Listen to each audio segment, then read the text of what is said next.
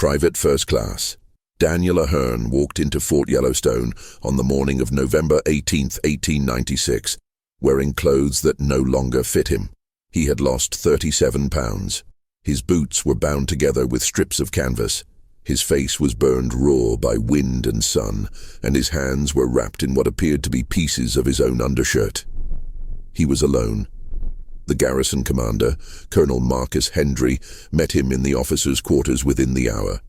According to the transcript later filed with the War Department, heavily redacted and only partially released in 1954, the interview lasted 11 minutes. Hendry asked where the rest of the patrol was. Ahearn said nothing. Hendry asked what had happened in the Absaroka Range. Ahearn said nothing. Hendry asked if the men were dead. Ahearn looked at him for a long time and then he nodded once. That was the last meaningful communication Daniel Ahearn ever gave regarding the events of October and November 1896. He would live another 43 years. He would marry, father 2 children, work as a railroad dispatcher in Billings, Montana, and die quietly in his sleep in 1939. He never spoke about what happened to the 97 men who went into the mountains with him, not to his wife, not to his children, not to the military investigators who questioned him 4 separate times between 1896 and 1898, not to the journalists who found him in 1903, 1911, and 1924, not even according to his daughter's later testimony on his deathbed. The silence was not passive, it was architectural. It had weight and intention. Those who knew him said he didn't avoid the subject. He simply made it clear without words that the door was closed. His wife, Elizabeth, would later tell an oral historian in 1952 that Daniel had a way of looking at you like he was asking you to be kind. She said, "You didn't press him. You just didn't." The United States Army listed the incident as Patrol 14, catastrophic loss, undetermined cause. 97 men, officers, enlisted soldiers, civilian scouts, and 1 contract surgeon were declared dead in absentia in March of 1897. No bodies were ever recovered. No evidence of the camp was ever found. Daniel Ahearn received an honorable discharge on medical grounds in January 1897 and left the service without ceremony. What follows is not an explanation. It is an assembly, a record of what was said by others, what was written in margins, and what Daniel Ahearn chose, with great consistency, not to say. The patrol departed Fort Yellowstone on October 2, 1896. Its stated purpose was to map a northern supply route through the Absaroka wilderness in preparation for a planned expansion of the fort's operational range. The United States Army, still consolidating control over Western territories, was interested in year-round accessibility to remote regions. Yellowstone, newly established as a national park in 1872, was under military stewardship, and the fort served as both protector and administrator. The patrol was unusually large for a mapping expedition, 98 men in total. This was noted even at the time as excessive. Colonel Hendry would later claim in his own defense that the size was a precaution given early snowfall forecasts and the presence of scattered Crow and Shoshone bands still moving through the region. Others believed the size was political, a show of strength for Washington, which was considering budget cuts to frontier garrisons. The patrol's commanding officer was Captain Irwin Moss, age 34, a West Point graduate with an exemplary record. He had served in Arizona and Nebraska and was known for competence, discipline, and an unshakable adherence to procedure. His second-in-command was First Lieutenant George Carver, 29, less polished but well-liked. Under them were 2 more junior officers, 7 sergeants, and a company of enlisted men drawn from the fort's infantry and cavalry units. Also accompanying the patrol were 6 civilian scouts, most of them former trappers and prospectors familiar with the region, and Dr. Amos Ridley, a contract surgeon from Bozeman, hired specifically for the expedition. Private First Class Daniel Ahearn was 22 years old. He had been in the Army for 3 years. His service record describes him as reliable, literate, and unremarkable. He had no disciplinary incidents. He had no close friends. In the few surviving letters he wrote to his mother in Pennsylvania, he described the West as bigger than I thought, and said he was saving money. He mentioned the patrol only once, in a letter dated September 28, 1896. We leave in a few days. It will be cold, but I have good boots. The patrol carried 3 weeks of rations, surveying equipment, tents, medical supplies, and standard-issue firearms. They took 12 pack mules and 4 horses. They were expected to return no later than October 28th. October 28th came and went. On November 2nd, a search party was dispatched. They found nothing. On November 10th, a larger search, 40 men, including Crow guides, was sent deeper into the range. They returned a week later having found no trace. No camps, no fire rings, no cairns, no equipment, no bodies. Then, on the morning of November 18th, Daniel Ahearn walked out of the wilderness alone. The Fort Yellowstone post surgeon, Dr. Emil Vasquez, examined Ahearn immediately upon his return. His report, preserved in the National Archives, is clinical and strange. Ahearn was severely malnourished but not starved. He showed signs of frostbite on both feet and 3 fingers of his left hand. He had a partially healed laceration on his right forearm, which he had clearly attempted to clean and bandage himself. He had no bullet wounds, no broken bones. Dr. Vasquez noted that Ahearn's condition was consistent with prolonged exposure and restricted caloric intake, but that he did not present as someone who had been in immediate mortal danger in the days prior to his return. More peculiar was what Ahearn still had with him. He carried his rifle, fully functional. He carried his canteen, empty. He carried his bedroll, neatly tied. He did not carry his haversack, which would have held personal items and rations. He did not carry any surveying equipment. He did not carry any letters, maps, or documents of any kind. And he carried something else, a small leather-bound notebook that had belonged to Lieutenant Carver. When questioned about the notebook, Ahearn handed it over without resistance. It contained notes on terrain, weather observations, and routine entries about the patrol's progress through October 9th. After that date, the entries stopped. The final line, written in Carver's careful script, read, "Camp established. Moss says we hold until morning." That was all. The notebook was analyzed by 3 separate military investigators. No pages had been torn out. No additional writing was hidden. The end was simply the end. When asked why he had the notebook, Ahearn said nothing. When asked what hold until morning meant, Ahearn said nothing. When asked where Lieutenant Carver was now, Ahearn closed his eyes and did not answer. In the months following his return, Ahearn was confined to the fort under observation. He was not considered a deserter. His return, his condition, and his cooperation with the physical examination made that charge untenable. But he was not free to leave either. He existed in a kind of bureaucratic limbo, neither accused nor exonerated, while the army tried to determine what to do with him. During this time, Ahearn was questioned repeatedly.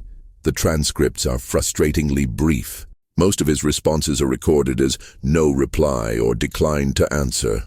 On one occasion, Captain Hendry, clearly frustrated, demanded to know whether Ahearn had eaten human flesh to survive. Ahearn looked at him and said very quietly, "No, sir." It was one of the few complete sentences he ever spoke on the matter. Hendry pressed, "Then what did you eat?" Ahearn looked away. Hendry, "Private, 97 men are missing. You will answer." Ahearn's reply is recorded in the transcript as follows, "I can't, sir."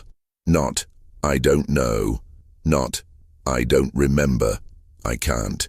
There were theories, of course. There always are. Some believed the patrol had been attacked by a renegade Crow band, by outlaws, by Shoshone warriors angry over broken treaties. But there was no evidence of violence. No spent cartridges were found in the search area, no bloodstains, no cairns or grave markers. The Crow guides who assisted in the searches reported no knowledge of any engagement, and the tribal leaders, already under intense scrutiny and pressure from the government, were cooperative and insistent that their people had no involvement. Others speculated disease, cholera, typhus, some sudden plague that swept the camp.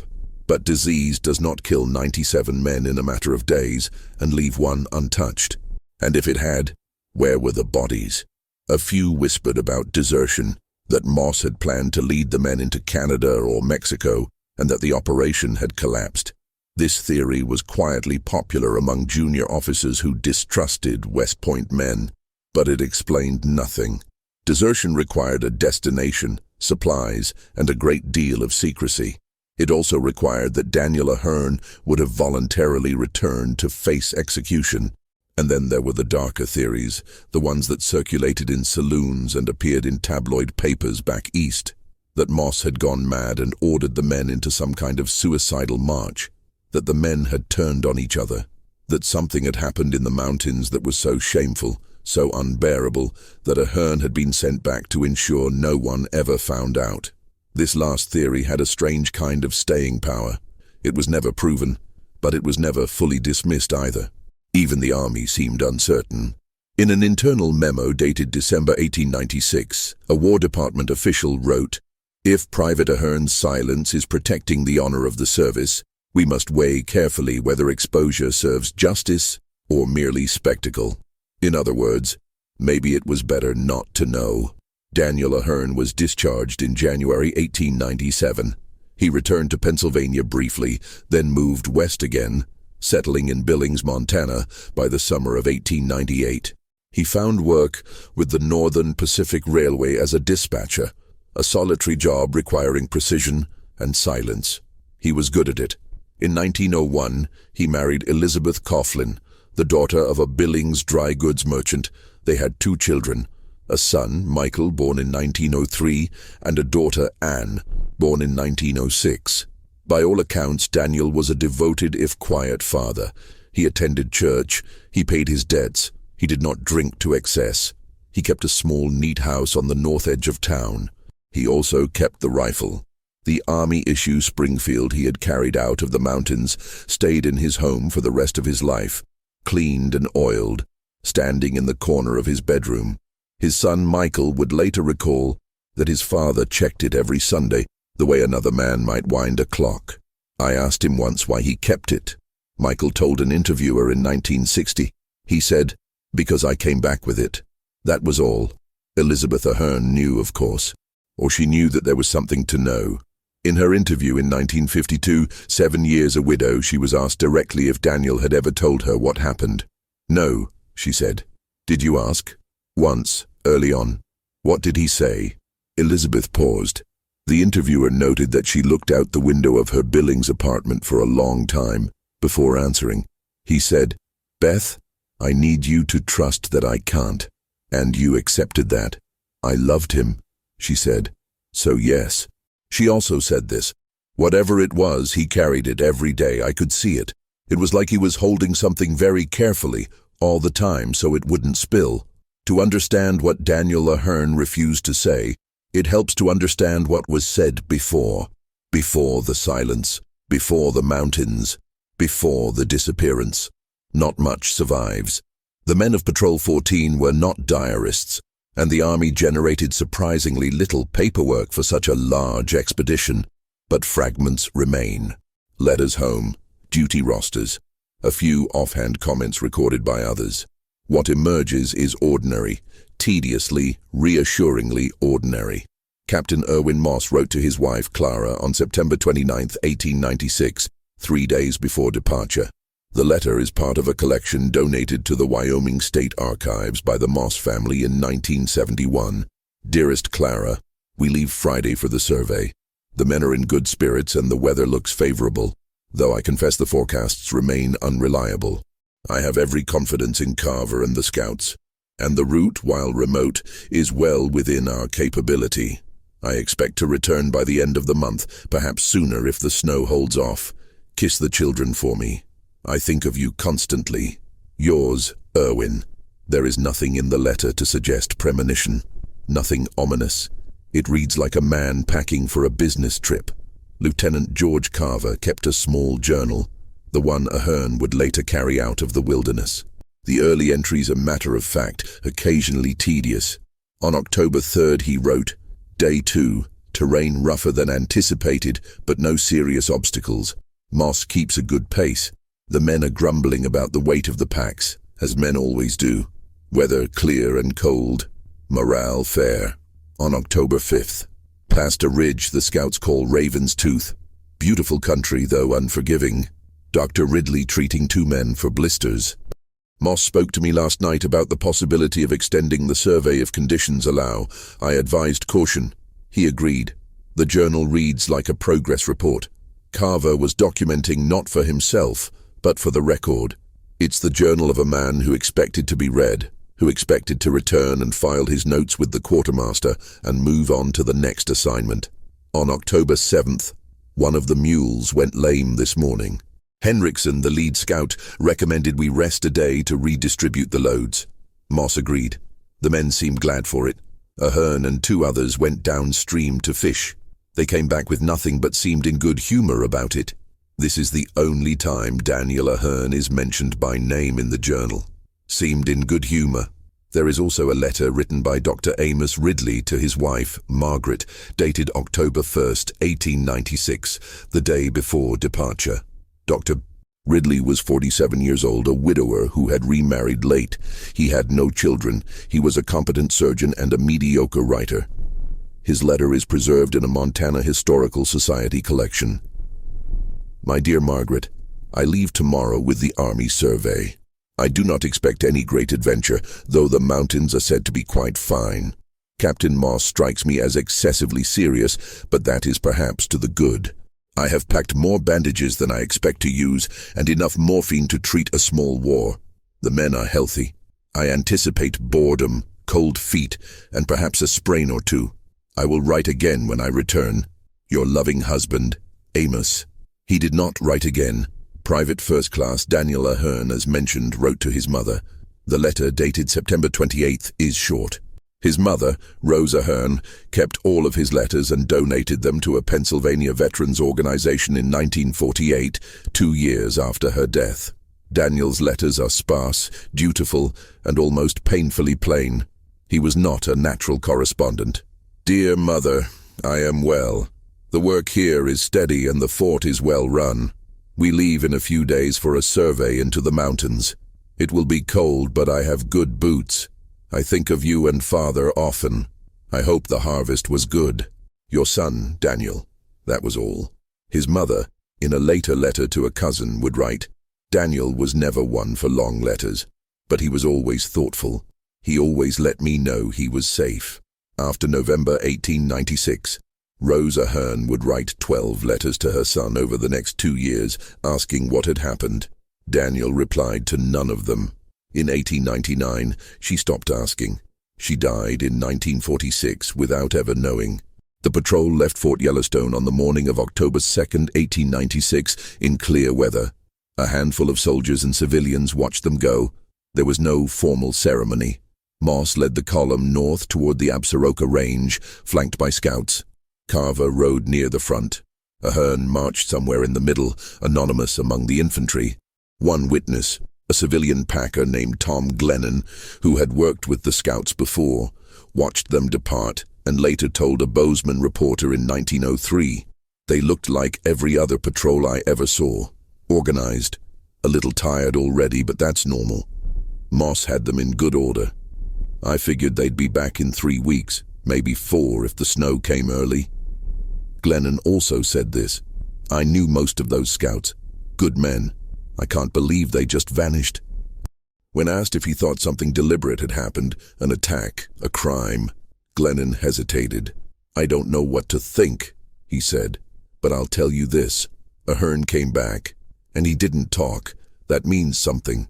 Whether it means he was scared or ashamed or protecting something, I don't know, but silence like that doesn't come from nothing. The men of Patrol 14 were not famous. They were not saints or villains. They were soldiers, scouts, and one doctor. They had families. They had debts. They complained about the food and the cold. They played cards. They wrote letters home. They expected to return. 97 men walked into the mountains in early October 1896. 97 men trusted Captain Moss to lead them. 97 men believed the maps, the forecasts, the assurances, and Daniel Ahearn, who was one of them who trusted the same things, saw something that made him decide that silence, lifelong, absolute silence, was the only response. The last confirmed sighting of the patrol by outside observers occurred on October 8th, 6 days after departure. A pair of crow hunters, later identified as James White Owl and Thomas Redwing, reported seeing a large group of soldiers camped near a creek in the southern Absaroka foothills. The sighting was documented during the subsequent investigation. White Owl described the camp as orderly. He said the soldiers had erected several tents and appeared to be resting. He said he and Redwing observed from a distance and did not approach, as was customary. Relations between the Crow and the army were civil but cautious. When asked if the soldiers appeared to be in distress, White Owl said no. When asked if he noticed anything unusual, he paused and then said, through a translator, they were very quiet. The translator, a fort clerk named Elias Marsh, noted in his report that he asked White Owl to clarify what he meant by very quiet. White Owl reportedly said, soldiers are always loud, these were not. Marsh pressed, were they injured, sick? White Owl shook his head. I don't know. They were just quiet. Redwing confirmed the sighting but added little detail. He said they saw the camp, observed for perhaps 20 minutes, and then continued hunting. They had no reason to think anything was wrong. It was the last time anyone outside the patrol saw the men alive. After October 8th, the record goes silent. No additional sightings, no signals, no messages. The patrol simply continued deeper into the wilderness, following whatever route Moss and the scouts had planned, and vanished. Carver's journal, which Ahearn carried out, contains one final entry dated October 9th. Camp established. Moss says we hold until morning. That phrase, hold until morning, and has been analyzed exhaustively. What did Moss mean? Hold position? Hold formation? Wait for something? The syntax is strange. Hold implies defense or anticipation. You hold a position when you expect something to happen. But what? Some historians have suggested that Moss was waiting out weather, a sudden early storm that the journal had not yet documented. Others believe Moss was negotiating with a scouting party that had gone ahead, waiting for their return before proceeding. Still others think the phrase is simply incomplete, that Carver intended to add more detail later and never did. But the most unsettling interpretation is the simplest, that Moss ordered the men to hold position for reasons he did not explain, and that Carver, trusting his commander, simply recorded the order and waited. 39 days later, Daniel Ahearn walked out of the mountains alone. He did not explain why he had survived. He did not explain where the others were. He did not explain what hold until morning meant. He carried Carver's journal as if it were evidence, but evidence of what? The notebook was clean, undamaged. It had been cared for. Ahearn had kept it dry, kept it safe, carried it down out of the wilderness deliberately. That was a choice. He could have left it. He could have destroyed it. Instead, he brought it back. Why? The most common theory among later historians is that Ahearn wanted someone to know the patrol had been real, that it had existed, that the men had been competent and organized, that up until October 9th, everything had been normal. He wanted someone to see that it wasn't chaos. It wasn't madness. It wasn't incompetence. And then he refused to say what happened next. The search for Patrol 14 began in earnest on November 2nd, 1896, 4 days after the patrol's expected return date. Colonel Marcus Hendry dispatched a search party of 20 men under the command of Lieutenant Paul Dressler. They carried 5 days of rations and were instructed to follow the planned survey route into the southern Absaroka Range. They returned on November 7th, having found nothing. Dressler's report, filed with Fort Yellowstone and later forwarded to the War Department, is striking in its frustration. He writes, "We proceeded along the known route for approximately 30 miles, encountering no obstacles that would have prevented the patrol's progress. Weather was cold but clear. We found no camps, no fire rings, no refuse, no equipment, and no graves. We encountered 2 trappers who claimed to have been in the region throughout October. Neither had seen soldiers. We questioned them extensively.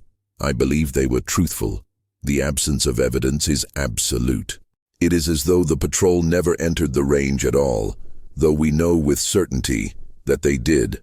Dressler also noted in a separate memo to Hendry that the lack of physical trace was inconsistent with natural disaster or hostile action. He wrote, 98 men and 12 mules do not simply disappear. They leave marks.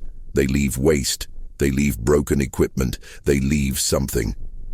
Hendry, now under pressure from both his superiors and the families of the missing men, authorized a second, larger search.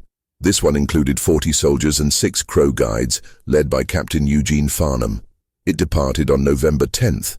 Farnham's party went deeper into the range, covering over 60 miles of rough terrain. They searched valleys, ridgelines, creek beds, and abandoned trapper camps. They climbed into high elevations where early snow had already begun to fall. They found deer, elk, and wolf sign. They found old cairns left by trappers. They found no trace of Patrol 14. James White Owl, one of the Crow guides, later told an interviewer in 1908 that the search felt wrong. When pressed to explain, he said, "We should have found something. Cloth, metal, bones. The land does not hide everything." He also said this, "I think they went somewhere we did not follow." When asked where that might be, White Owl did not answer. Farnham's party returned to Fort Yellowstone on November 17th. The following morning, Daniel Ahearn walked out of the wilderness. The timing has always been noted as strange. Did Ahearn know the search parties had been dispatched? Had he been watching from a distance, waiting for them to leave before returning? Or was it coincidence? Ahearn was never asked this directly, at least not in any surviving record. But the question lingered. The interrogations of Daniel Ahearn were conducted over a span of 4 months, from November 1896 through February 1897. 4 separate sessions, each led by different officers, each documented with varying degrees of thoroughness. The transcripts that survive are fragmented, heavily redacted, and maddeningly incomplete.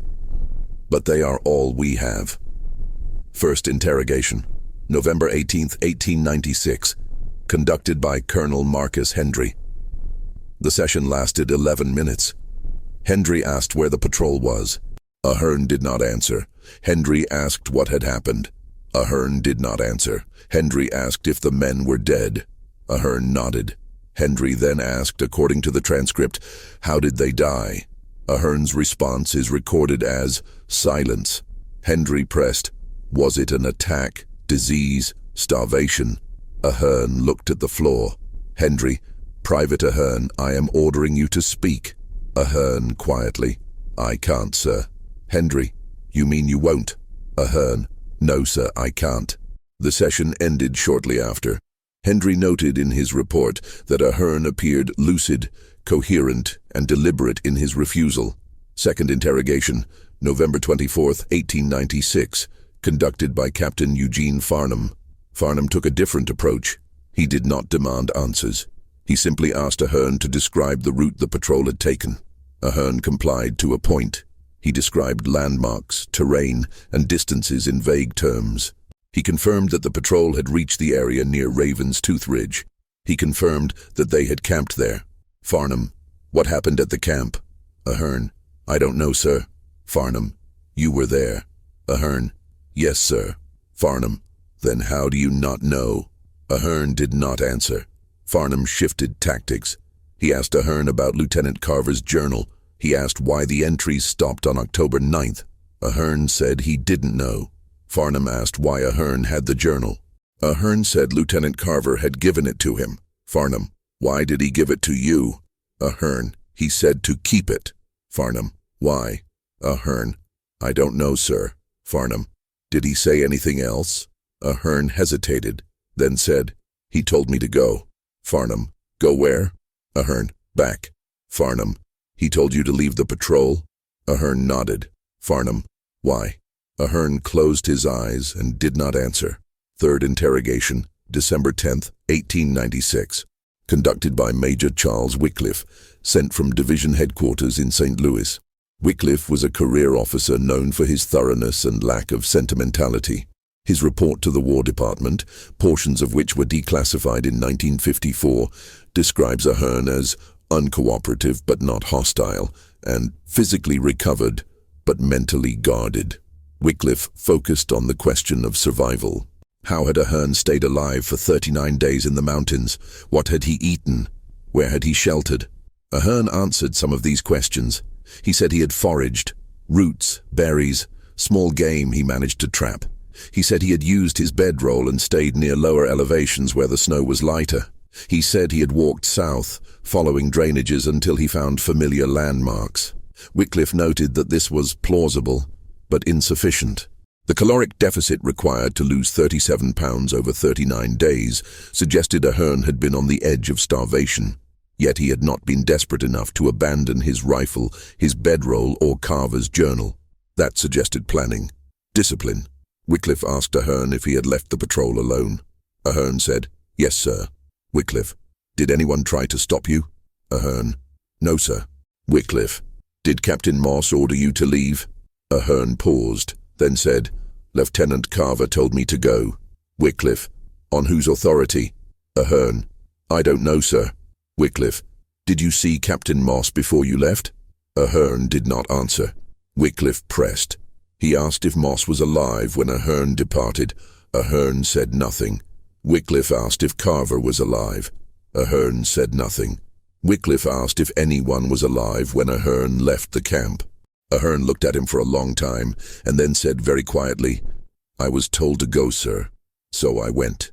Fourth interrogation, February 3rd, 1897, conducted by Colonel Hendry and Major Wycliffe together. This was the final formal interrogation. The transcript is brief. By this point, the War Department had made it clear that the case was to be closed. The men of Patrol 14 were to be declared dead in absentia. No further searches would be conducted. The incident would be classified as undetermined loss. Hendry and Wycliffe made one last attempt. Hendry, "Private Ahearn, we are prepared to close this matter, but we need something. We need you to tell us, in your own words, what happened after October 9th. Ahearn, "I can't, sir." Hendry, "Why?" Ahearn, "Because it wouldn't help." Wycliffe, "Wouldn't help who?" Ahearn, "Anyone." Wycliffe, "It would help the families. It would help the army. It would help us, understand?" Ahearn shook his head slowly. "No, sir, it wouldn't." Hendry, "You're protecting someone." Ahearn did not respond. Hendry, "Are you protecting Captain Moss?" No response. Hendry, "Are you protecting yourself?" Ahearn looked at Hendry and said, "I'm protecting the memory of good men, sir." It was the longest sentence he had spoken in months. Wycliffe, "By staying silent?" Ahearn, "Yes, sir." Hendry, "That makes no sense." Ahearn, "I know, sir." The session ended shortly after. In his final report, Wycliffe wrote, "Private Ahearn is not withholding information out of malice, confusion, or trauma. He is withholding it deliberately. I believe he has concluded, rightly or wrongly, that silence serves a purpose. What that purpose is, I cannot say." Daniel Ahearn was discharged on January 14, 1897. He left Fort Yellowstone without fanfare and never returned. In March of 1897, the United States Army officially declared all 97 men of Patrol 14 dead.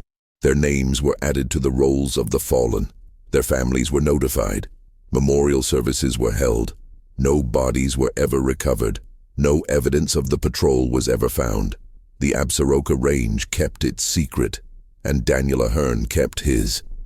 The silence did not grant Daniel Ahearn peace. It bought him a life, but not an easy one. After his discharge, he returned briefly to Pennsylvania. His mother, Rose, had not seen him in 3 years.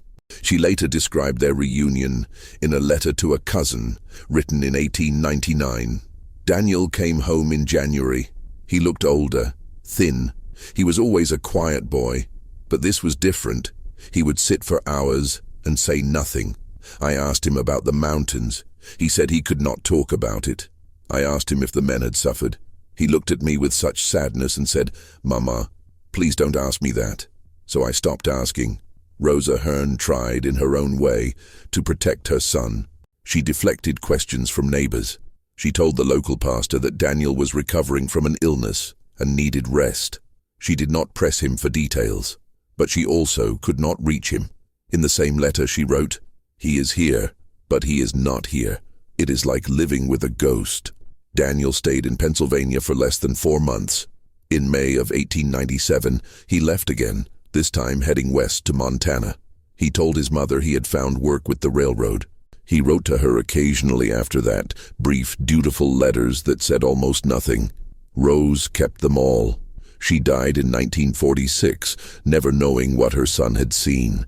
By the summer of 1898, Daniel Ahearn had settled in Billings, Montana, working as a dispatcher for the Northern Pacific Railway.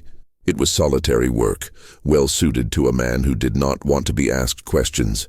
He rented a small room above a general store and kept to himself. In 1901, he met Elizabeth Coughlin. She was 23, the daughter of a local dry goods merchant. She was practical, quiet, and by her own later account, not the type to pry. They married in June of 1902. Elizabeth knew Daniel had been in the army. She knew something had happened. She did not know details, and she understood somehow that she was not supposed to ask. In her 1952 interview, Elizabeth described their courtship as careful. "He was kind," she said. "He was steady, but there was a part of him I knew I'd never touch, and I made my peace with that." She was asked if that ever changed. "No," she said, "never." Their first child, Michael, was born in 1903. Their second, Anne, in 1906. By all accounts, Daniel was a devoted father. He attended school events. He taught his son to fish. He read to his daughter at night. He worked long hours and saved money. He did not drink heavily. He did not rage. He simply carried every day something unseen. Michael Ahearn, interviewed in 1960 at the age of 57, described his father as present but distant. "He was there," Michael said. "He showed up. He did what fathers do, but there was always this wait, like he was thinking about something else, something far away." Michael also recalled that his father never spoke about the army, never told stories, never mentioned the West in the years before Billings. "I asked him once, when I was maybe 10 or 11, if he'd ever been in a war. He said no. I asked if he'd ever seen anyone die. He looked at me for a long time and then he said, yes. I asked him what it was like.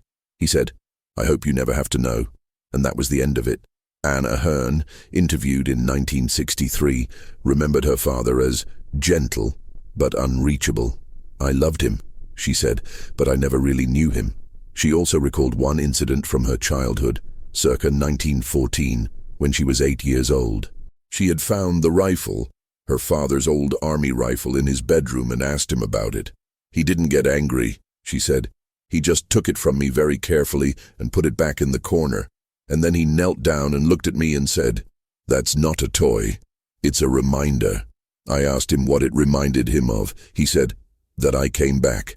Anne said she didn't understand at the time. She said she still didn't fully understand in 1963. "But I knew it mattered to him," she said. "I knew it was important." The outside world did not forget Daniel Ahearn. Or rather, it did not forget the mystery he carried. Journalists found him 3 times over the years. 1903, a reporter from the Billings Gazette. The reporter, a young man named Colin Drexler, had been researching frontier military history and came across the story of Patrol 14. He tracked Ahearn to Billings and showed up at his home unannounced. Elizabeth Ahearn answered the door. Drexler asked to speak with her husband. Elizabeth hesitated, then went to fetch Daniel. Daniel came to the door, listened to Drexler's introduction, and then said politely, "I have nothing to say about that." Drexler pressed. He said the families of the missing men deserved answers. He said the public had a right to know. Daniel said, "I'm sorry, I can't help you." Drexler asked if Daniel was afraid of something. Daniel looked at him and said, "No, I'm just not talking about it." He closed the door. Drexler wrote a short article about the encounter, published in the Gazette on November 12, 1903. The article described Daniel as courteous but immovable and speculated that whatever Private Ahearn witnessed in the Absaroka Mountains in 1896, he has decided that the world is better off not knowing. 1911. A reporter from the Chicago Tribune. This reporter, Edmund Voss, was more aggressive. He arrived in Billings in the spring of 1911 and spent 2 weeks asking questions. He interviewed Daniel's co-workers, his neighbors, and the pastor at his church. He learned nothing of substance. Eventually, Voss confronted Daniel outside the rail yard after his shift. The encounter was brief. Voss asked Daniel if he had killed the men. Daniel said no. Voss asked if someone else had killed them. Daniel said he didn't know. Voss asked if Daniel was lying. Daniel said no and walked away. Voss wrote an article for the Tribune titled, "The Man Who Won't Tell."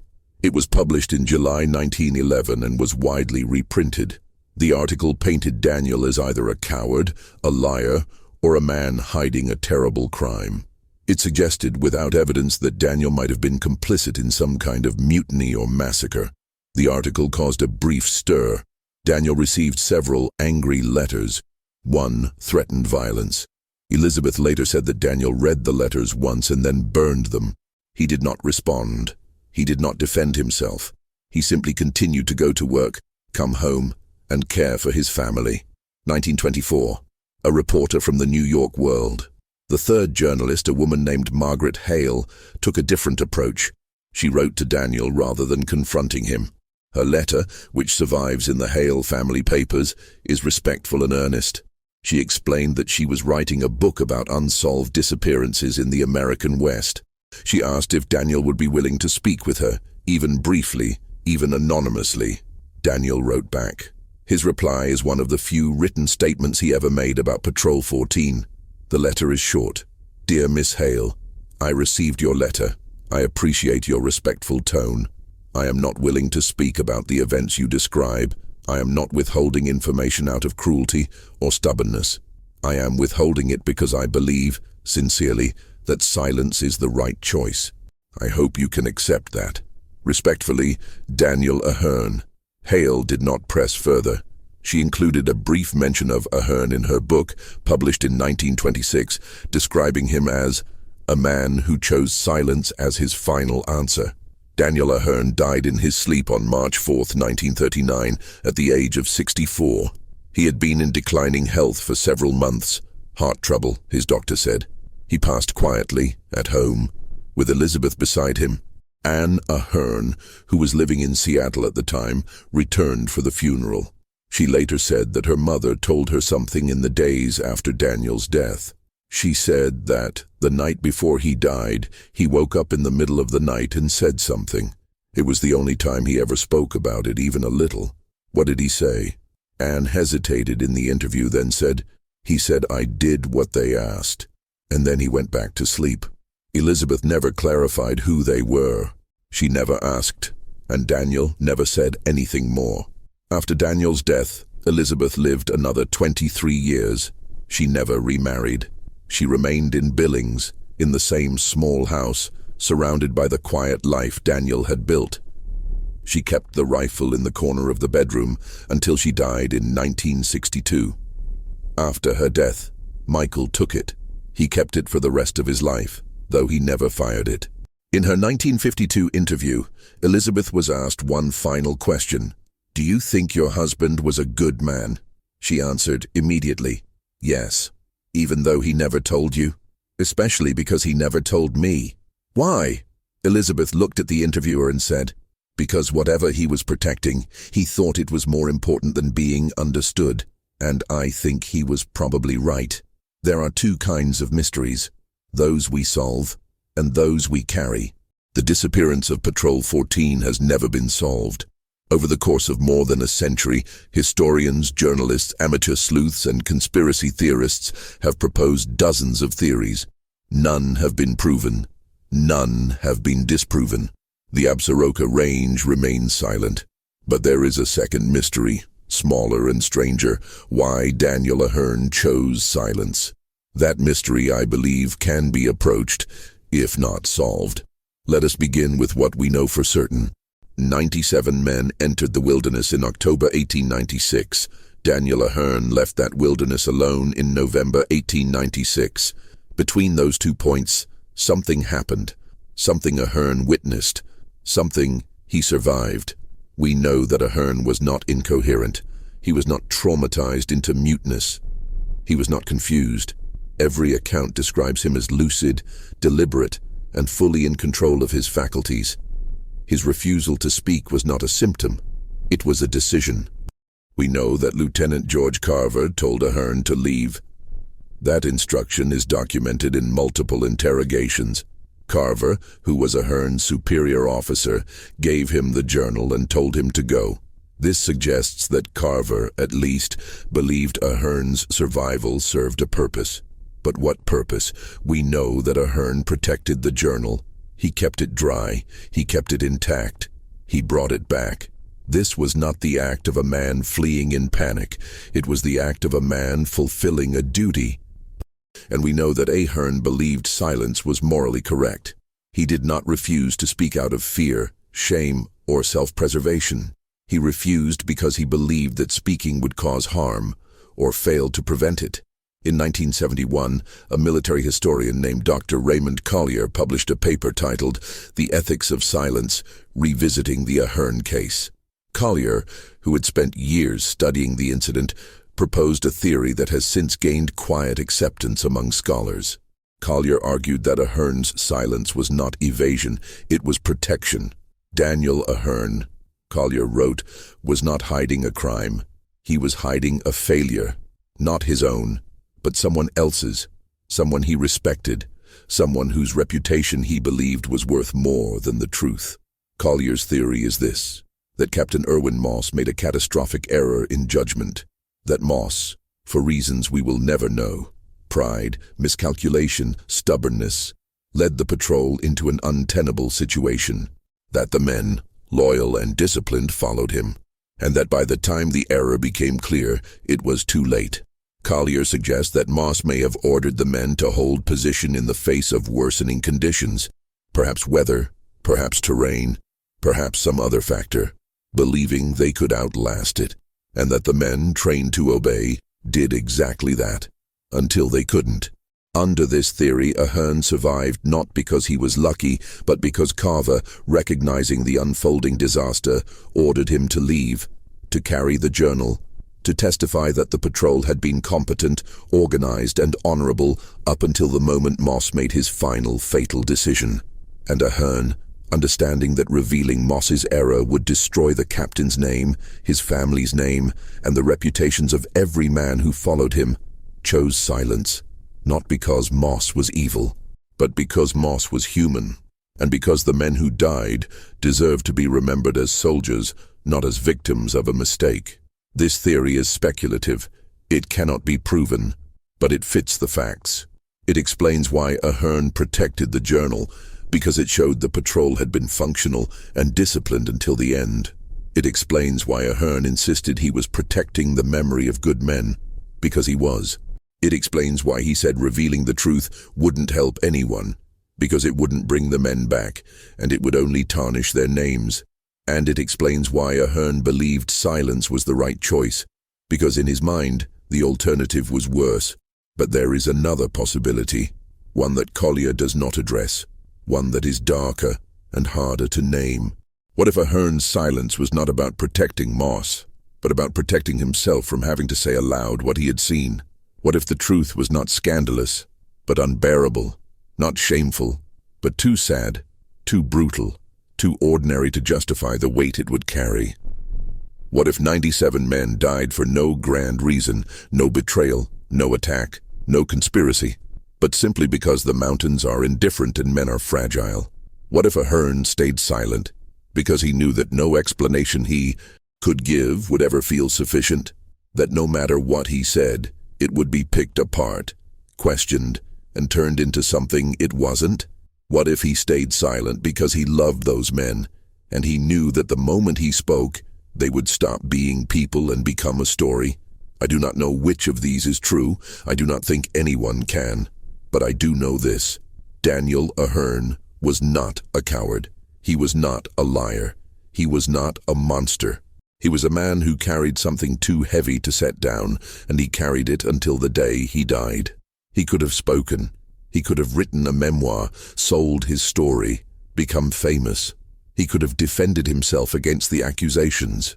He could have eased his mother's grief, his wife's confusion, his children's questions.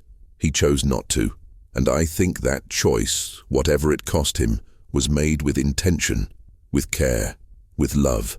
In the summer of 1978, a hiking party stumbled upon a cache of rusted metal near a ridge in the southern Absaroka Range, approximately 40 miles from the last known position of Patrol 14. The cache included fragments of a tent pole, a canteen, and a belt buckle with U.S. Army markings. The discovery was reported to the National Park Service. The items were examined. They were dated to approximately the 1890s. They were consistent with equipment issued to Army patrols of that era. The site was excavated. No bodies were found. No additional equipment. Just those 3 items, half buried in soil, miles from any marked trail. The discovery made brief news. A few articles appeared in Wyoming and Montana papers. The families of the missing men, those still living, were notified. Some hoped it would lead to answers. It did not. The items were cataloged and placed in storage. The site was left undisturbed. The mountains kept the rest. Daniel Ahearn never knew about the discovery. He had been dead for 39 years. But if he had known, I do not think it would have changed anything. He had already said everything he was going to say. I began this work hoping to solve the mystery of Patrol 14. I have not. I do not believe it can be solved. The mountains hold too much, and Daniel Ahearn held the rest. But I have come to believe that some mysteries are not meant to be solved. They are meant to be respected. Daniel Ahearn chose silence, not as an escape, but as an answer. And perhaps the most honest thing I can do, as a historian, is to honor that choice. 97 men walked into the mountains in October 1896. One walked out. He carried their memory. He carried their names. He carried whatever it was that happened to them, and he chose not to make it ours. Perhaps that was the only kindness left to give.